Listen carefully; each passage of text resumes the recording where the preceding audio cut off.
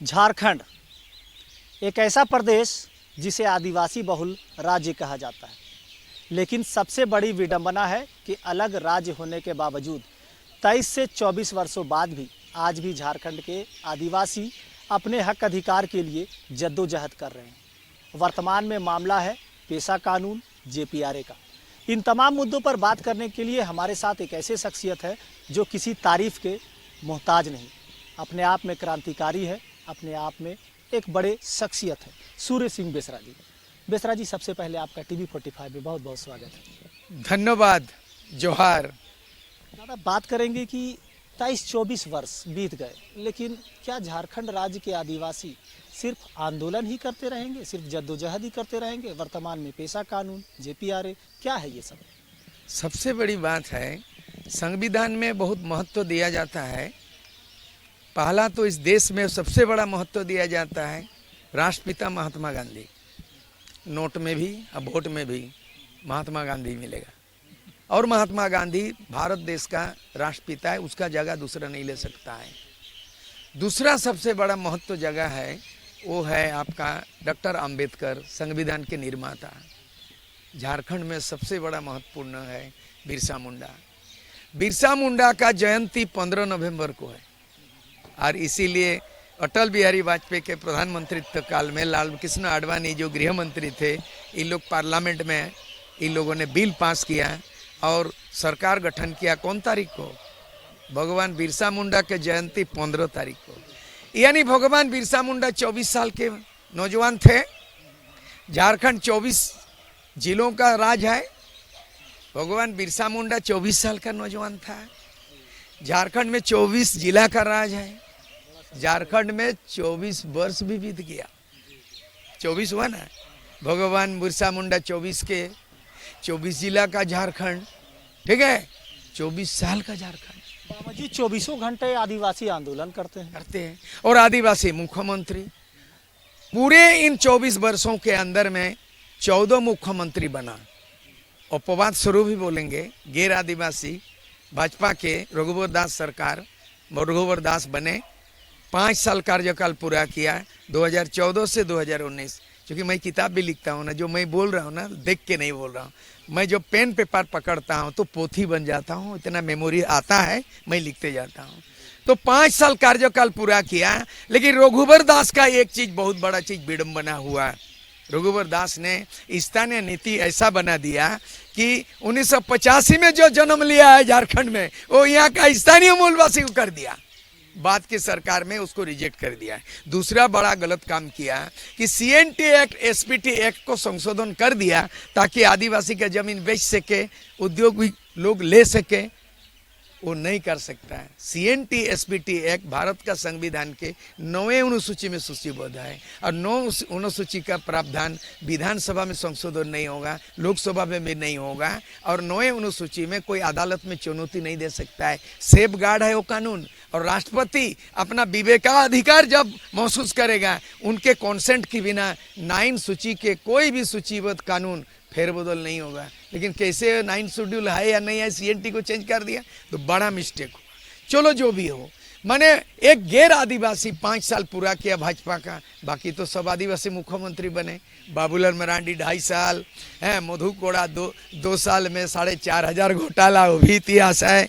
और उसके बाद जो है ना, यहाँ पे अर्जुन मुंडा बीजेपी का 3 बार मुख्यमंत्री, शिबू सोरेन 3 बार मुख्यमंत्री, उसका बेटा साला 4 बार मुख्यमंत्री। पेट भरता नहीं क्या? इसे विडंबना, तब तो इसे विडंबना माना जाएगा कि आदिवासियों की सरकार होने के बाद भी आदिवासी राज्य में। इनको अभिशाप लगेगा, मैं अभिशाप नहीं दे रहा हूँ, बहुत बड़ा पाप लगेगा।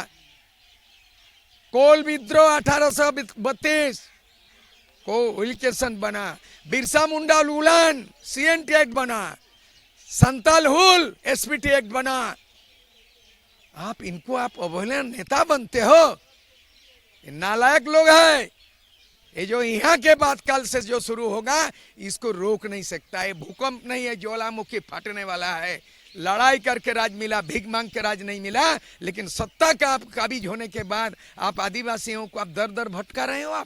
आप यहाँ राज चलाते हो, और 20 लाख आदिवासी पलायन करता है गुजरात महाराष्ट्र में। आज के तारीख में 1,26,000 कुंवारी लड़की काम के लिए नाबालिग लड़की को दलालों ने बेच दिया है। आज दलालों ने झारखंड को हलाल किया है। 1,26,000 कुंवारी आदिवासी लड़की गांव से गायब हो गया। चिंता है हेमंत सोरेन की सरकार को, चिंता है उसको, चिंता है मैया योजना, उसको चिंता है 16 करोड़ रुपया बजट में जो देना होगा, उसको चिंता है हेलमेट चेकिंग करो, है ना, 4 चक्का गाड़ी चेकिंग करो, और पुलिस को दे दिया क्राइम कंट्रोल मत करो। तुम जो हेलमेट चेकिंग करो, पैसा लाओ, मैया योजना को देना होगा, है ना, 2,500 रुपया प्रत्येक महीना देना है। लोगों को कुड़िया बना रहे हो। रोजगार दो, रोजगार सृजन करो, इंडस्ट्री, हॉस्पिटल बनाओ, स्कूल बनाओ, कॉलेज बनाओ, मातृभाषा में टीचर करो। मैया योजना में देख के तुम हड़िया दारू का पैसा में तुम सत्ता चलाओगे। सत्ता अगर चलाना है ज्योति बसु की तरह, ना दागी ना बागी, स्टेट्समैन बनो। ज्योति बसु 5 साल तक मुख्यमंत्री बना, नवीन पटनायक स्टेट्समैन 25 साल तक मुख्यमंत्री बना। तुम ऐसा मत बनो लालू यादव, चारा घोटाले में 25 साल सजा मिला है। एक लंबा एक्सपीरियंस रहा, बड़े बड़े आंदोलनों में आपने नज़दीक से तमाम चीज़ों को देखा है। CNT SPT तो ठीक है, स्थानीय नियोजन भी तो कहीं ना कहीं क्या किया है मालूम है? ये जो सरकार बना अभी कुछ बोल नहीं रहा है। ये बजट सेशन में स्थानीय नीति कोई वाला ही मुद्दा ही नहीं बना। और राज्यपाल का जो अभिभाषण होता है, जब कभी सत्र चालू होता है तो संविधान में नियम है कि उस सदन को संबोधन करेगा पहला दिन राज्यपाल के अभिभाषण 1 घंटा से ज़्यादा हुआ, लेकिन आदिवासी मुद्दा, स्थानीय मुद्दा जो लंबित है, पेंडिंग है, वो एक मुद्दा एक अभिभाषण में नहीं था। बहुत दुर्भाग्यपूर्ण बात है।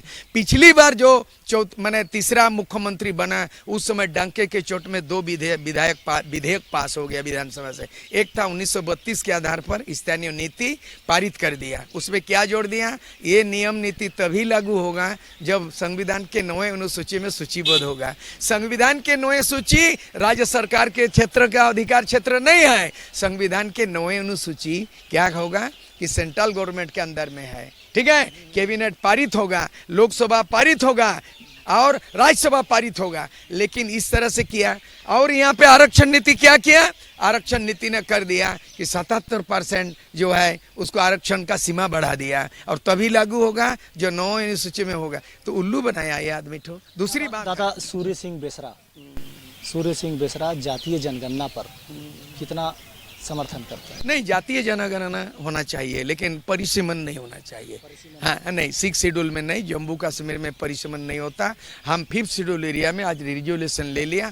परिसीमन करने से आदिवासी संख्या के आधार पर हमारे सीट घटेगी, इसलिए हम परिसीमन के पक्षधर नहीं है। आज हम लोगों ने सर्वसम्मत से किया कि 5th शेड्यूल एरिया में झारखंड में परिसीमन नहीं होगा, बल्कि जितना सीट है जनसंख्या के आधार पर सीट की बढ़ोतरी हो, यहाँ परिसीमन होने नहीं। तमाम मामलों को लेकर जो आदिवासी है वो कितना जागरूक हो रहे हैं और कितना मतलब आगे बढ़ेंगे लगता है? आदिवासी क्या इसीलिए जन्म लिया है कि बिरसा मुंडा भी उलगुलान किया और पूरा मुंडा भी आज उलगुलाने करेगा।